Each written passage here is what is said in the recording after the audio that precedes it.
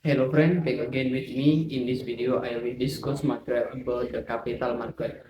Well, I am August Alpadri from Indonesian Technopark University, Department of Management.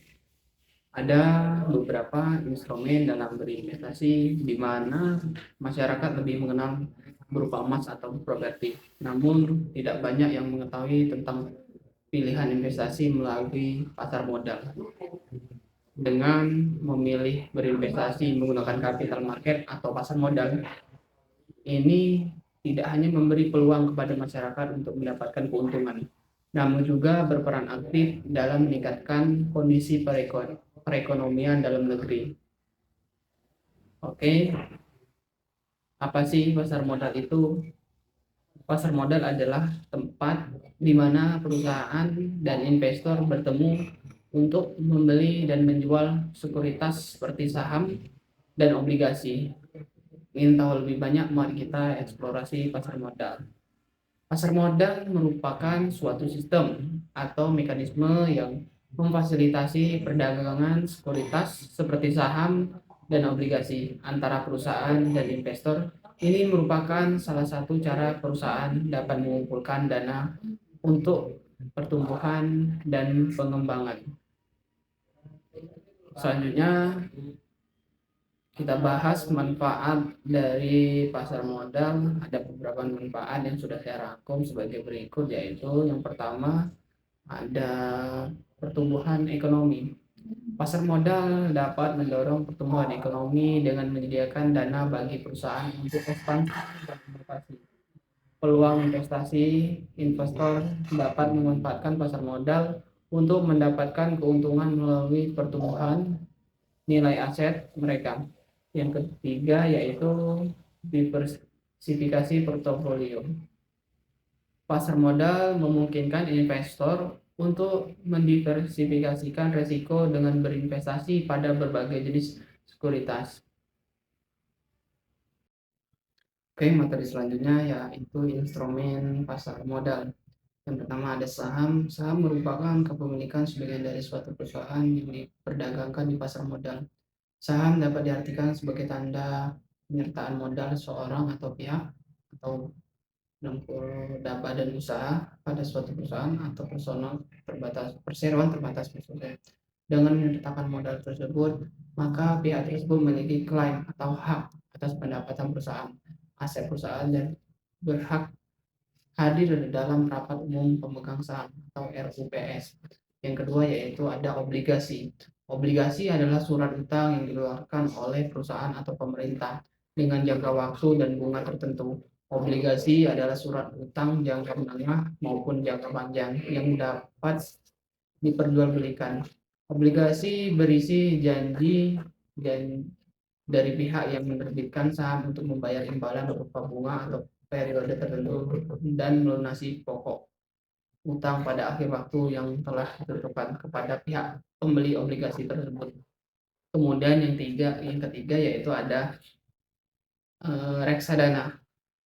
Reksadana adalah investasi kolektif yang mengumpulkan dana dari berbagai investor untuk berinvestasi dalam sekuritas. Reksadana dapat diartikan juga wadah untuk menghimpun dana masyarakat yang dikelola oleh badan hukum yang bernama manajer investasi, untuk kemudian diinvestasikan ke dalam surat berharga seperti saham, obligasi, dan instrumen pasar uang. Bentuk hukum reksadana dapat berupa perseroan atau berupa kontrak investasi kolektif atau KIK. Berikutnya kita bahas partisipan dalam pasar modal, yaitu yang pertama ada pialang saham. Ini memfasilitasi transaksi jual beli sekuritas antara investor dan pasar. Yang kedua yaitu investor, individu atau institusi yang membeli sekuritas untuk tujuan investasi. Dapat diartikan juga pihak yang menanamkan modal atau uang. Pengertian investor juga bisa dipahami sebagai orang yang menanamkan modalnya pada suatu usaha yang memiliki tujuan untuk mendapatkan keuntungan atau imbalan hasil. Kemudian yang ketiga, eksekutif perusahaan dibutuhkan untuk memperoleh dana melalui penawaran saham atau obligasi di pasar modal. Oke, kita bahas materi selanjutnya, proses dalam melakukan investasi di pasar modal. Yang pertama ada riset dan analisis sebelum berinvestasi. Ada baiknya memahami cara kerja instrumen investasi tersebut. Jangan sampai kamu berinvestasi memakai common sense. Sedikit-sedikit berpikir kayaknya begini atau kayaknya begitu. Bahaya loh. Tiap instrumen investasi memiliki risiko tanpa terkecuali. Terdengar menakutkan. Enggak juga sih kalau kamu tahu dan bisa menghitung serta memanfaatkan peluang. Nah, disinilah pentingnya melakukan riset sebelum berinvestasi. Investor melakukan riset dan analisis untuk memilih sekuritas yang sesuai dengan tujuan investasi mereka. Berikutnya yang kedua, yaitu pemesanan dan pembelian. Investor memesan dan membeli sekuritas melalui pialang saham atau platform perdagangan.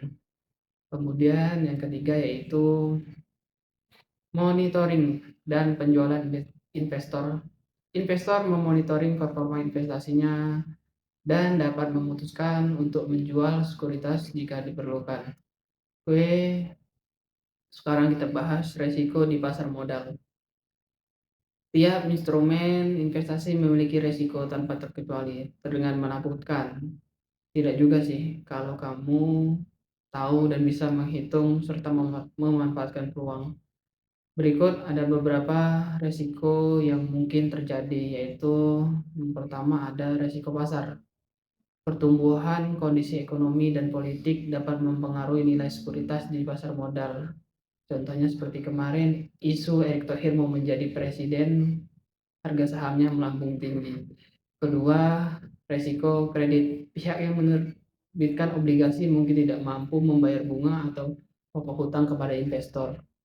Kemudian yang ketiga yaitu resiko likuiditas. Tidak semua sekuritas dapat dengan mudah diperjualbelikan di pasar hingga investor mungkin sulit menjual aset mereka. Nah, itulah tadi beberapa resiko yang mungkin saja terjadi di pasar modal. Namun jika kita bisa menganalisis atau memahaminya dengan baik, kemungkinan risiko itu kecil. Oke, baiklah, materi selanjutnya kita bahas regulasi pasar modal. Pasar modal diatur oleh otoritas yang memiliki peraturan untuk memastikan keadilan, transparansi, dan keamanan bagi para partisipan. Regulasi ini bertujuan untuk melindungi investor dan menjaga integritas pasar. Otoritas Jasa Keuangan atau OJK adalah lembaga negara yang dibentuk berdasarkan Undang-Undang Nomor 21 Tahun 2011 yang berfungsi menyelenggarakan sistem pengaturan dan pengawasan yang berintegrasi terhadap keseluruhan kegiatan di dalam sektor jasa keuangan, baik di sektor perbankan, pasar modal, dan sektor jasa keuangan. Oke, dari materi yang saya sampaikan dapat disimpulkan pasar modal bagi perusahaan adalah sebagai jalan ke sumber pendanaan yang lebih besar dan lebih mudah bagi perusahaan untuk membiayai proyek baru, memperluas bisnis, membayar utang atau tujuan lainnya. Dan jika ingin berinvestasi di pasar modal, pahami betul-betul dan lakukan riset serta analisis agar lebih paham dan tahu kemana uang kita diinvestasikan. Dan selalu ingat, yang namanya berinvestasi di pasar modal tidak mungkin tidak memiliki resiko. Mungkin itu saja materi yang dapat saya sampaikan. Lebih dan kurang, saya mohon maaf. Dan jika ada yang ingin ditanyakan, silakan ditanyakan di kolom komentar. Saya akhiri. Wassalamualaikum warahmatullahi wabarakatuh. See you in the next video.